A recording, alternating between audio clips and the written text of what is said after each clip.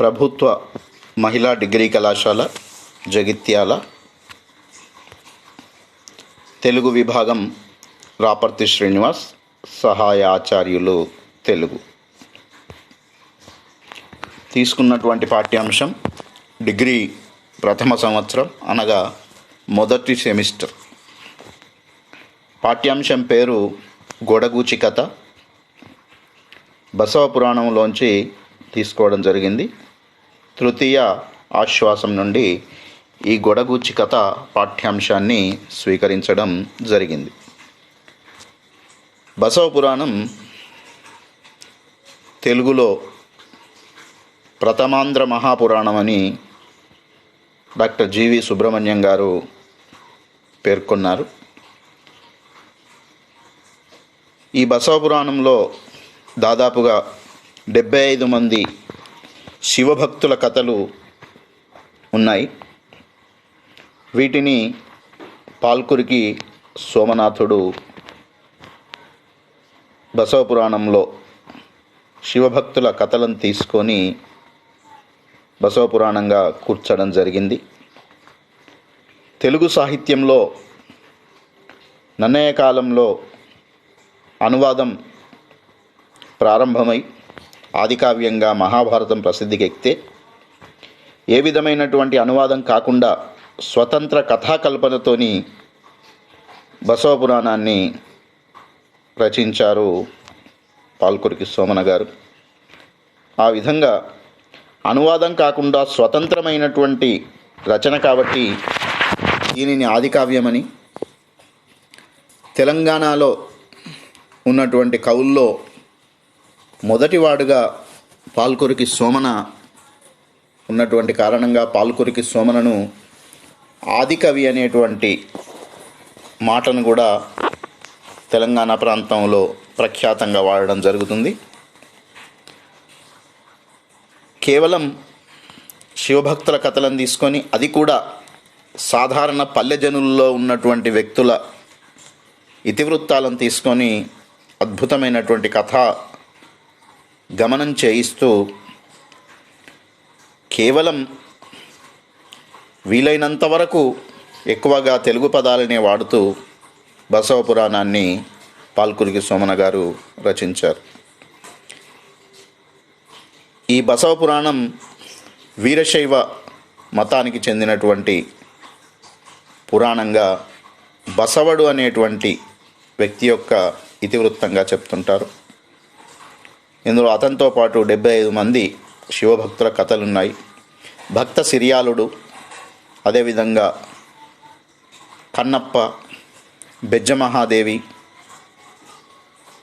సంగయ్య ఇత్యాదుల కథలు ఇందులో కనపడుతుంటాయి. ఈ గొడగూచి అనేటువంటి ఒకానొక బాలిక అమాయకత్వంతో ముగ్ధత్వాన్ని ప్రదర్శిస్తూ శివునిలో ఐక్యమైపోయినటువంటి సంఘటనను కథాంశంగా తీసుకొని అద్భుతంగా రచించారు పాల్కురికి సోమన. కేవలం ద్విపదలో మాత్రమే బసవ పురాణం రచించబడింది. మార్గ ఛందస్సును సంస్కృతం నుంచి తెలుగులోకి వారసత్వంగా వచ్చినటువంటి ఛందస్సును, మార్గ ఛందస్సును వదిలేసి సాధారణ పల్లెజనులకు అనుకూలమైనటువంటి పాట అనేటువంటి ప్రక్రియకు ఆదిభూతంగా ఉండేది ఈ ద్విపద. ఈ ద్విపదలో కావ్యమే రచించారంటే ఆయన ఎంతగా ప్రాంతీయ అభిమానాన్ని చూయించారో ఊహించుకోవచ్చు. ఇంద్రగణములు 3 ఇనగణం ఒక్కటి చంద్రాస్య ద్విపదకు చెనుజెప్ప రేచ అని చెప్పి రేచన ద్విపదకు లక్షణం చెప్పాడు. కేవలం 2 పాదాలతో నడుస్తుంది. పాట గమకంలో వెళ్తుంది ఈ ద్విపద. మరి ఈ విధంగా ద్విపదలో రచన కావించి మొత్తం కావ్య నిర్మాణం చేసినటువంటి గొప్ప కావ్యం బసవ పురాణం. ఇదే కాకుండా ఇంకా పాల్కురికి సోమన అనేకమైనటువంటి నూతన కవిత ఛందస్సులను సృష్టించి తెలుగు కవితా లోకానికి అందించినటువంటి మహానుభావుడు. ఈ పాఠ్యాంశం గొడగూచి వృత్తాంతము బసవపురాణం తృతీయ ఆశ్వాసంలోంచి తీసుకోవడం జరిగింది. పాల్కురికి సోమనాథుడు 12వ శతాబ్దం 13వ శతాబ్దం మధ్యభాగంలో ఉన్నాడు కాబట్టి కొంతమంది ఈయన 12వ శతాబ్దం వాడని, మరి కొంతమంది ఈయన 13వ శతాబ్దం వాడని చెప్తుంటాడు. పాల్కురికి అనేటువంటి గ్రామంలో ఉన్నటువంటి సోమనాథుని దయవల్ల కలిగినటువంటి సంతానం కాబట్టి ఈయనకు సోమనాథుడు అనేటువంటి పేరు పెట్టారు తల్లిదండ్రులు. పాల్కురికి అనేటువంటి గ్రామంలో ఉన్నారు కాబట్టి ఆ ఊరి పేరే వీరింటి పేరుగా మారిపోయింది. వీరికి సంబంధించినటువంటి ఆనవాళ్ళు ఇప్పటికి కూడా అక్కడ లభిస్తున్నాయి. ఈయన 1160లో జన్మించాడు, 1240లో పరమపదించాడు. వీరశైవ మతానికి విశేషమైనటువంటి ప్రాచుర్యం కల్పించినటువంటి మహానుభావుడు పాల్కురికి సోమనాథుడు. తెలుగు సాహిత్య వికాసాన్ని యుగాలుగా విభజిస్తే నన్నయ యుగం, దాన్ని అనువాద యుగం అంటారు. నన్నయ తర్వాత శివకవి యుగంగా పిలువబడేటువంటి యుగంలో తెలుగు కవిత్వానికి అశేషమైనటువంటి దేశీపరమైనటువంటి భాషా సేవ చేసినటువంటి మహానుభావులు ముగ్గురు ఉన్నారు. ఆ ముగ్గురు, ఒకరు పాల్కురికి సోమన, రెండవ వాడు మల్లికార్జున పండితారాధ్యుడు, మూడవ వాడు నన్నెచోడుడు. వీరి ముగ్గురిని శివకవిత్రయం అని పిలుస్తుంటారు. శైవమత సిద్ధాంతాలను ఆధారంగా చేసుకొని శైవమత ప్రాచుర్యం కొరకు రచనలు చేసినటువంటి ఈ ముగ్గురిని శివకవిత్రయం అని పిలవడం జరుగుతుంది. ఈ శివకవిత్రయంలో ఒకడు ఈ పాల్కురికి సోమన. ఈ పాల్కురికి సోమనాథుడు జన్మస్థలం విషయానికి వస్తే వరంగల్ జిల్లా, ప్రస్తుతం వరంగల్ జిల్లాలోనే ఉంది. ఈ అక్కడ దగ్గరగా ఉన్నటువంటి పాల్కురికి అనేటువంటి గ్రామంలో వీరు జన్మించారు. తల్లి పేరు శ్రీయాదేవి, తండ్రి పేరు విష్ణురామిదేవుడు. వీరిద్దరూ కూడా వీరశైవ మత అనుయాయులైనటువంటి దంపతులు. వాళ్లకు ఈ మేలిమి రత్నం సోమనాథుడు జన్మించడం జరిగింది. మరి పుట్టుకతోనే వీరశైవుడైనటువంటి సోమనాథుని యొక్క గురువు కట్టకూచి అని కొందరంటారు, కట్టకూరి అని కొందరంటారు. కట్టకూరి పోతిదేవర వద్ద ఈయన విద్య నేర్చుకున్నాడు. వీరశైవ సంబంధమైనటువంటి ధర్మశాస్త్రాలు ఈయన గురువు గారి వద్ద నేర్చుకోవడం జరిగింది. తెలుగు కవిత్వంలో ఎన్నో రకాలైనటువంటి రచనలకు బీజావాపనం చేసినటువంటి మహానుభావుని యొక్క రచనలు తెలుసుకుందాం. బసవ పురాణం, వృషాధిప శతకం, చతుర్వేద సారము, పండితారాధ్య చరిత్ర, చెన్నమల్లు సీసాలు, అదేవిధంగా గద్యలు, ఉదాహరణలు, పంచకాలు, అష్టకాలు, స్తవాలు, బసవరగడ, చెన్నమల్లు సీసములు, బసవోదాహరణము, బసవాష్టకము, బసవ పంచకము, పంచప్రకార గద్య, నమస్కార గద్య, అక్షరాంక గద్య, బసవారూఢ్య రగడ, గంగోత్పత్తి రగడ, సద్గురు రగడ, చెన్న బసవ స్తోత్ర రగడ, సోమనాథ స్థవము, మల్లమ్మదేవి పురాణము, భక్తస్తవము, ఇవన్నీ తెలుగులో రచించాడు. సంస్కృతంలో కూడా గొప్ప పండితుడైనటువంటి కారణంగా తెలుగు నుంచి సంస్కృతానికి అనువాదంగా సోమనాథ భాష్యం, రుద్రభాష్యం, అదేవిధంగా సంస్కృత బసవ ఉదాహరణలు, వృషభాష్టకం, త్రివిధ లింగాష్టకం, పండితారాధ్య ఉదాహరణం సంస్కృతంలో రాయడం జరిగింది. ఇక కన్నడంలో కూడా ఈయన సద్గురు రగడ, చెన్న బసవ రగడ, బసవలింగ నామావళి అనేటువంటి కావ్యాలు రాయడం జరిగింది. ఈ కావ్య రచనా ప్రక్రియలో భాగంగా బసవ పురాణం తీసుకుంటే బసవన యొక్క చరిత్రను, అదేవిధంగా ఇతరులైనటువంటి 75 మంది శైవ భక్తుల యొక్క కథలతోని రాయబడినటువంటి గొప్ప పురాణంగా చెప్పబడుతున్నటువంటి గ్రంథం ఇది. ఆ తర్వాత వృషాధిప శతకం, బసవ వృషాధిప అనేటువంటి మకుటంతో సాగుతున్నటువంటి శతకం ఇది. ఈ శతకమే తెలుగులో మకుట నియమం కలిగినటువంటి తొలి శతకంగా చెప్పబడుతుంది. ఆ తర్వాత చతుర్వేద సారము అని చెప్పి ఒక రచన, తర్వాత పండితారాధ్యుని యొక్క చరిత్రను, మల్లికార్జున పండితారాధ్యుని యొక్క చరిత్రను రాశాడు. చెన్నమల్లు అనేటువంటి శివుణ్ణి పూజిస్తూ ఆయనను స్తుతిస్తూ సీసపద్యాలు చెప్పడము. అదేవిధంగా ఉదాహరణ అనేటువంటి ప్రక్రియకు ఈయన ఆద్యుడు. అదేవిధంగా తెలుగు ఛందోభేదమైనటువంటి దేశీ ఛందస్సులో రగడ అనేటువంటి ఛందస్సును సృష్టించినటువంటి గొప్ప వ్యక్తి. ఈ రగడలోనే దేశీ సంబంధమైనటువంటి పాటలు కూడా అనేకం ఈ ఛాయలోనే నడుస్తుంటాయి. ఋతు విరామ మిన్నులు నల్వు రతుక నొక్క యంగ్రి చెల్వు అని ఒక రగడ భేదం ఉంటుంది. అంటే పాట గతిలో నడిచేటువంటి రగడ ఈ పాల్కురికి సోమనాథుని సృష్టి. అదేవిధంగా బసవోదాహరణమని కావ్యం రాశాడు. ఈ ఉదాహరణ అనేటువంటి ప్రక్రియ కూడా ఈయన సృష్టి. అదేవిధంగా వాటికి సంబంధించిన తర్వాత వివరంగా చెప్పడం జరుగుతుంది, కానీ సందర్భం వచ్చిందని ఒకసారి వివరించాను. ఇక ఈయన కవితా నిర్మాణ శైలి విషయానికి వస్తే ఆరూఢ గద్య పద్యాది ప్రబంధపూరిత సంస్కృత భూయిష్ట రచన మానుగా సర్వసామాన్యంబుగామి జానుతెనుంగు విశేషము ప్రసన్నతకు అని చెప్పి పండితారాధ్య చరిత్రలో ఈయన చెప్పాడు. అయితే అంతవరకు మొదటి నుంచి అనూచానంగా పరంపరాగతంగా గద్యమైన పద్యమైన ప్రబంధపూరితంగా సంస్కృత భూయిష్టమైనటువంటి రచననే కొనసాగుతుంది.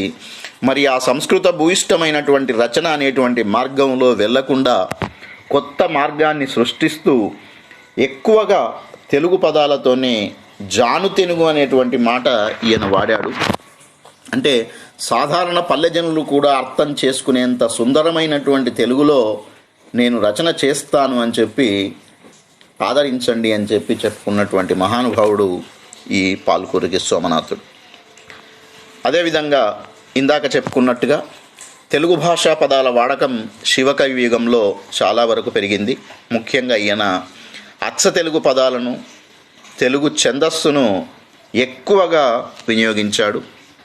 ఇందాక చెప్పినట్లుగా రగడ అనేటువంటి ఛందో రీతి ఈయన్నే ప్రారంభించాడు. ఆ ఛందో సృష్టి చేసినటువంటి మహానుభావుడు కూడా పాల్కురికి సోమన్నే. ఇతడు మొదలుపెట్టినటువంటి రగడను బసవరగడ అంటారు. ఇంకా ఇవే కాకుండా సీసము, త్రిభంగి, తర్వోజ, క్రౌంచ పదము, వనమయూరము, చతుర్విధ కందము, త్రిప్రాస కందము వంటి స్థానికమైనటువంటి ఛందోరీతుల ప్రయోగం అనేకం వరకు ఈయన చేశాడు.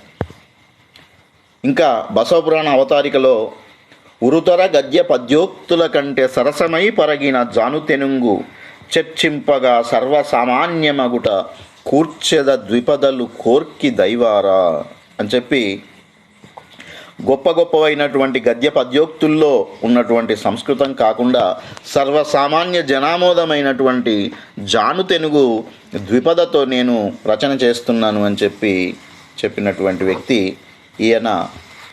ఈ విధంగా తర్వాత 13వ శతాబ్దంలో తిక్కన మహాకవి ఆంధ్ర మహాభారతంలో ఎక్కువగా తెలుగు పదాల వాడకం చెయ్యడానికి బీజం వేసినటువంటి వ్యక్తి పాల్కురికి అని చెప్పవచ్చు.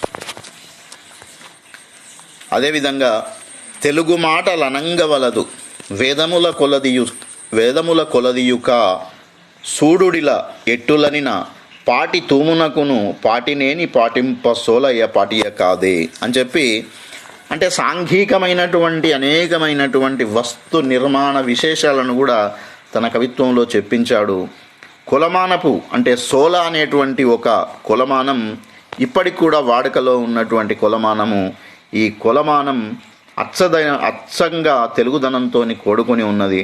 అదేవిధంగా అనేకమైనటువంటి అలంకారాల విషయంలోనైనా, పదబంధంలోనైనా, చమత్కారం విషయాలు చెప్పాల్సి వచ్చిన ఎక్కడైనా కూడా తెలుగుకి పెద్దపీట వేశాడు పాల్కురికి సోమనాథుడు. ఈయన ప్రఖ్యాతమైనటువంటి పోతన పద్యం మందార మకరంద మాధుర్యమునదేలు మధుపంబు ఓవునే మదనములకు అనేటువంటి పద్యం ఈయన రాసినటువంటి సీసపద్య ఛాయలో నడుస్తుంది. ఆ సీసపద్యంకు మందార మకరంద అనేటువంటి పద్యం కూడా ఈయన ప్రభావంతో వచ్చినటువంటి పద్యమే అని చెప్పి విమర్శకులు చెప్తుంటారు. ఇంకా అల్పాక్షరముల అనల్పార్థ రచన కల్పించుటయు కాదే కవివేకం. కవుల్లో ఆర్థికులైనటువంటి కవులు ఉంటారు. ఆర్థికులైనటువంటి కవులు అంటే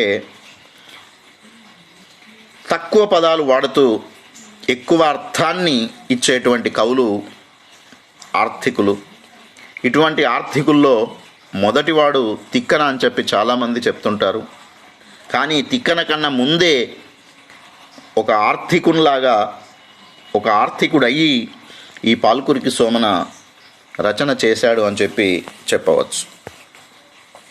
ఇక పాల్కురికి సోమన గారు తెలుగులో తొలిగా ప్రవేశపెట్టినటువంటి, ఇందాక ఛాయామాత్రంగా స్పృశించడం జరిగింది, వాటిని ఇక్కడ వివరంగా చెప్పుకోవడం జరుగుతుంది.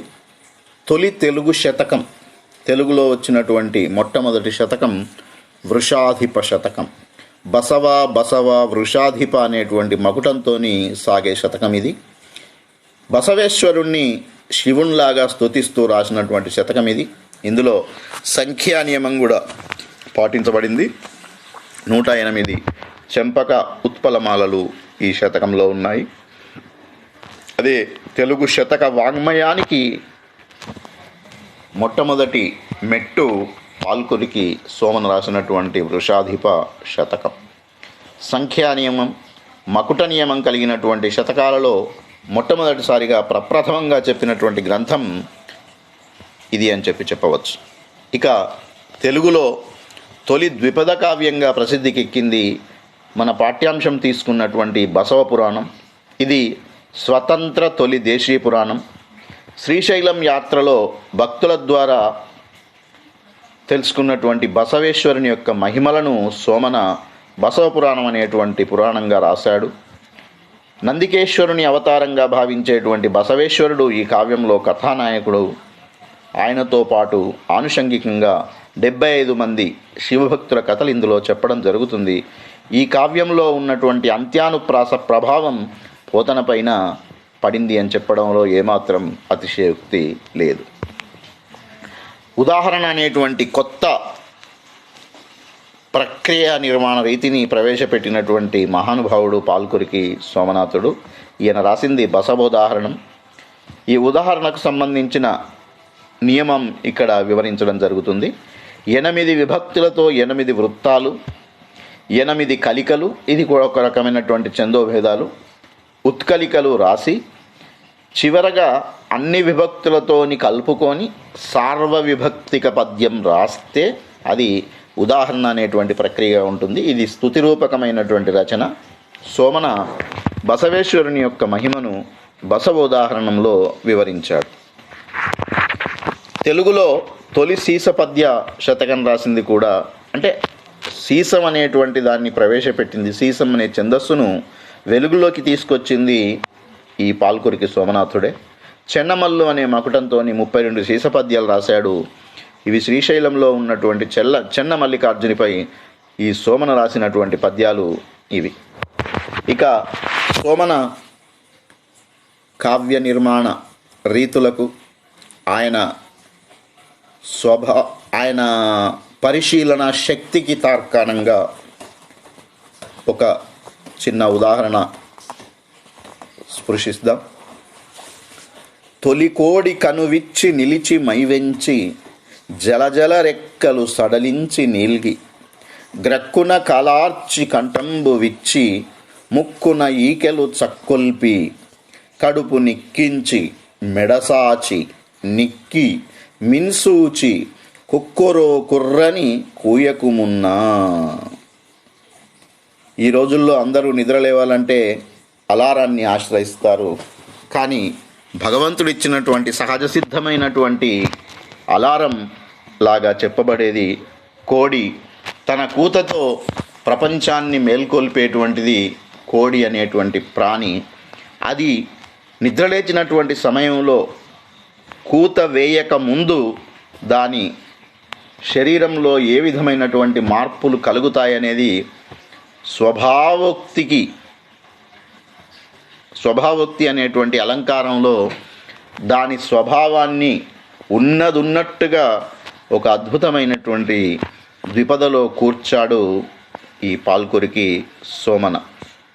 ఈయన తొలి కోడి కనువిచ్చి నిలిచి మైవెంచి, కోడి కన్ను విప్పగానే నిల్చొని శరీరాన్ని పైకి లేపి పైకి పెంచుతూ జలజల రెక్కలు సడలించి నీల్గి, ఆ రెక్కలను టపటపలాడిస్తూ ఒక్కసారి ఊపుకొని నీల్గి అంటే పైకి లేచి, గ్రక్కున కాలార్చి కంఠంబు విచ్చి, ఆ భూమిపైన కాళ్ళను అదిమిపెట్టి పైకి లేచి కంఠాన్ని విప్పుకొని ముక్కున ఈకెలు చక్కొల్పి, ముక్కుతోని ఈకలన్నీ సవరించుకొని కడుపు నిక్కించి కడుపును పైకి లేపి మెడసాచి మెడను చాపుతూ నిక్కి పైకి ఎగసి మిన్సూచి ఆకాశాన్ని చూస్తూ కుక్కరో కుర్రని కూయకమున్నా అంటే కూయకన్నా ముందే అని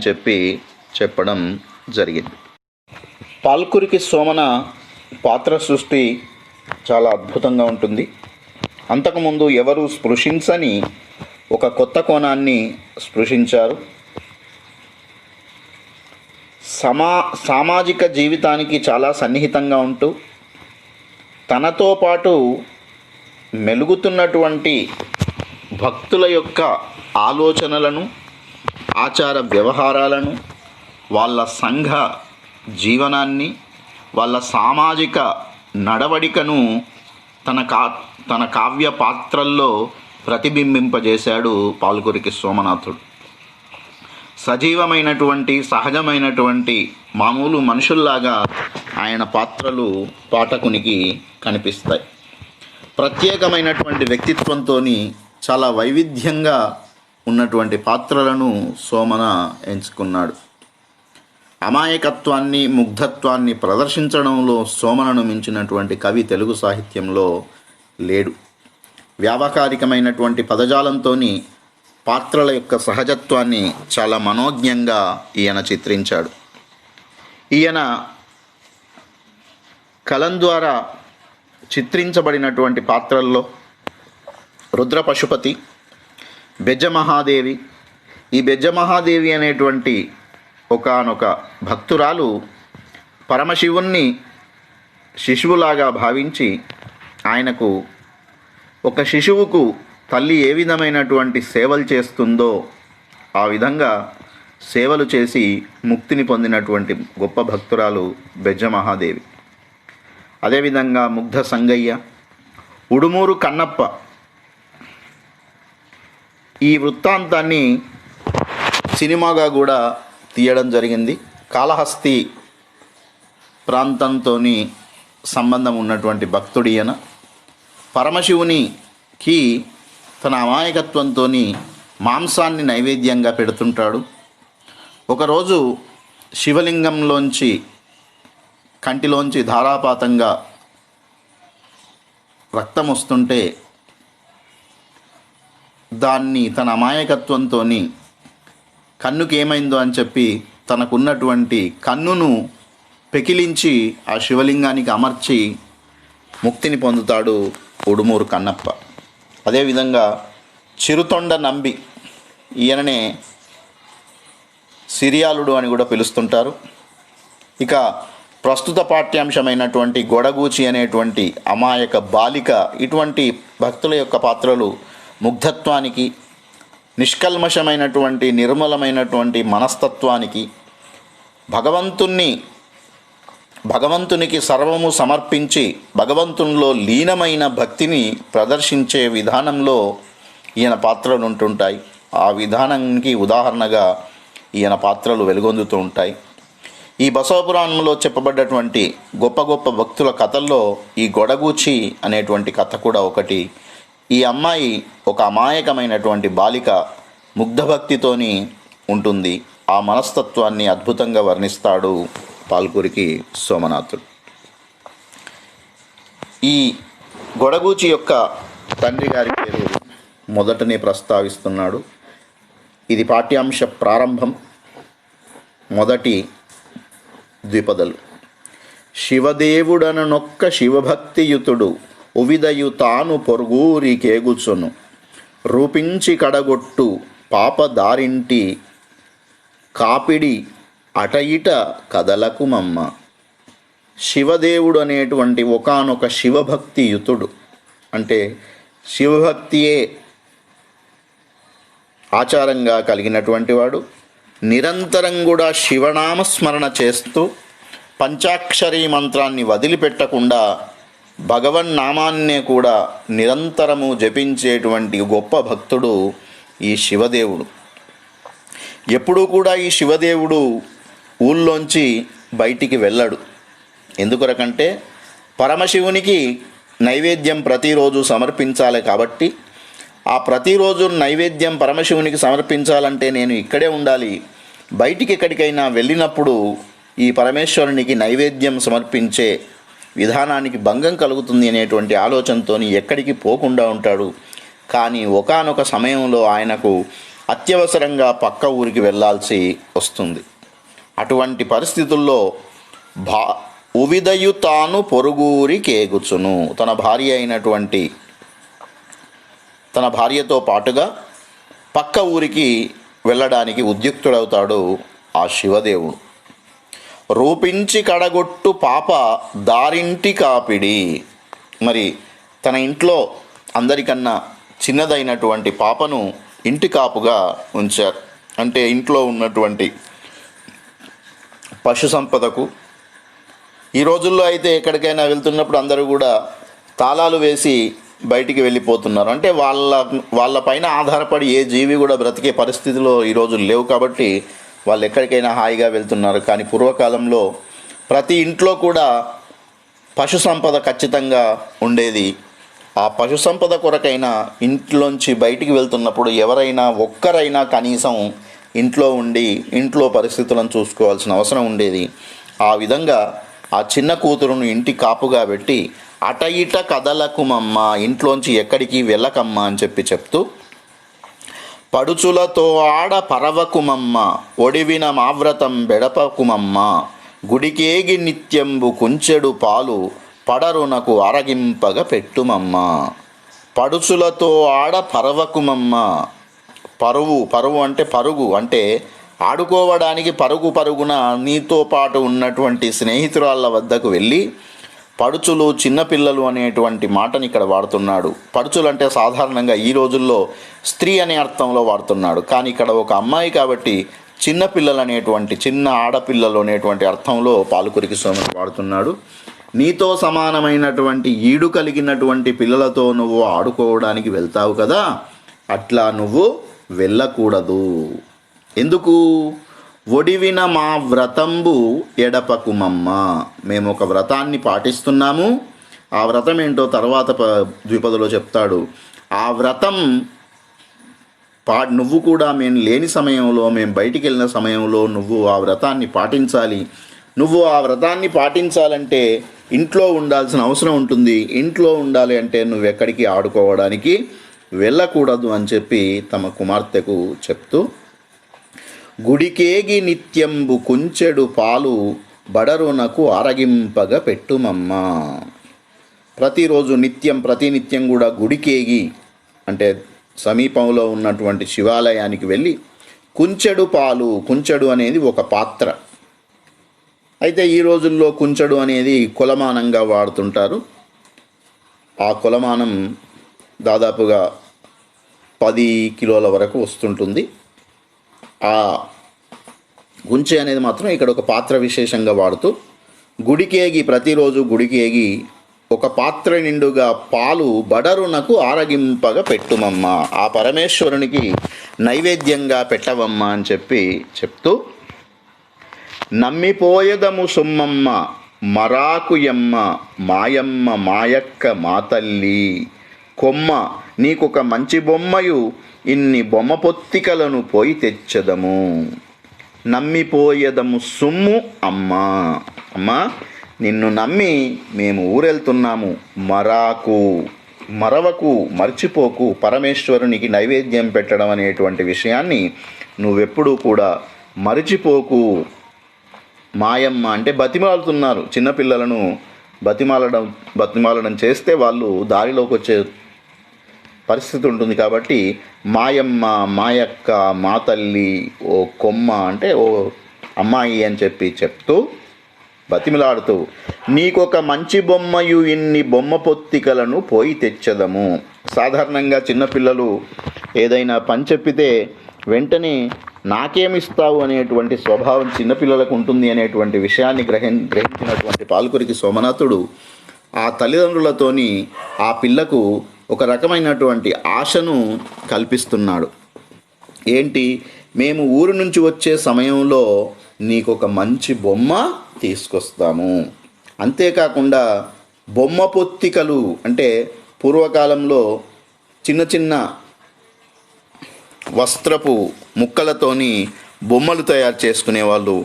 ఆ బొమ్మలు తయారు చేసుకోవడానికి కావలసినటువంటి వస్త్రం ముక్కలు మేము తీసుకొస్తామమ్మా అని ఆ తల్లిదండ్రులు కుమార్తెకు చెప్తారు.